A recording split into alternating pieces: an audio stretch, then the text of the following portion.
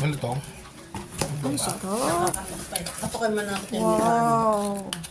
Ano to? Sige, pukpukin mo pa din. Ah. Salamat.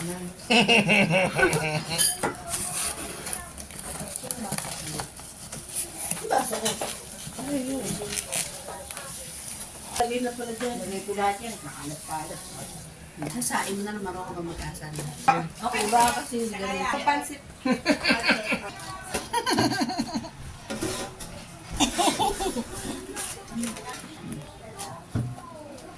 Ang malaki lagay mo na doon. Yan.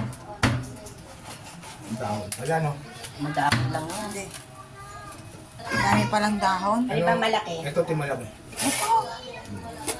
Hindi, Ito, malaki. malaki, maliit. Maliit to. Ano ba yung Ano gagawin? iwain? Yung maliit? Ito yung maliit lang. Maliit ang iwain. Balik mo na lang dito yung malaki. Dito Yun, lang yung ibalik malaki. mo doon yung malaki. Yan. Ang maliit ang iwain. Oo. Ayusin. Yan. O, lagay nyo na doon. Bigyan mo na ako ng balat yun. Ito ang Sige. chap-chapin mo na. Nauna. At ako din, yan din ang gusto ko. Lalagyan mo. Ganun mo muna din na. Chap-chapin mo na. Oo, nagmamadali na sa Tito Michelle eh. Need mo ng balat pag dahil kailangan dito siya.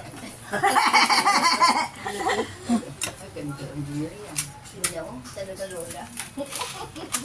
Ay, kailangan ko talaga i-front eh. Napram. Oo. Kaya mo na di, uuwi ka naman. Okay na?